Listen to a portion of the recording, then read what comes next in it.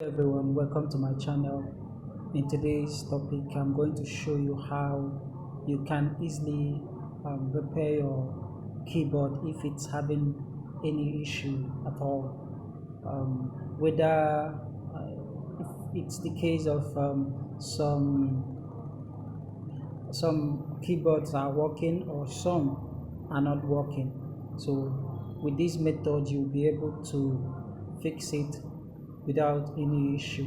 So what you're going to do is you're just going to try as much as possible to navigate to this section.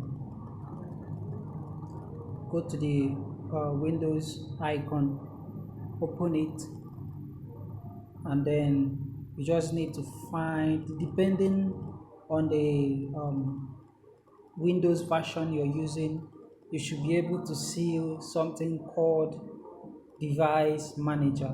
So inside that device manager, that is where you will get the work done.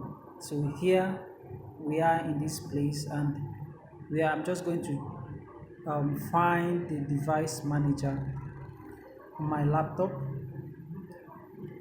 and okay, here it is, device manager. So you click on this, let it load. Now we are on this screen. Just for your information, I'm using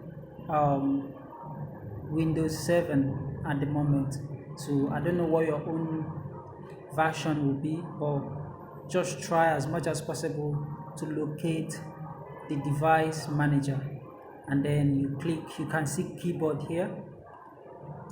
Click on that, right click, then scan for hardware.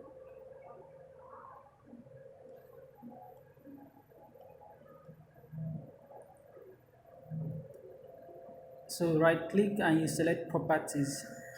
So here is the properties.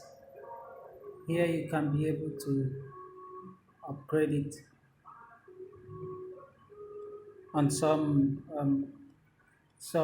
recent versions, such as Windows 10. It's very easy to do this.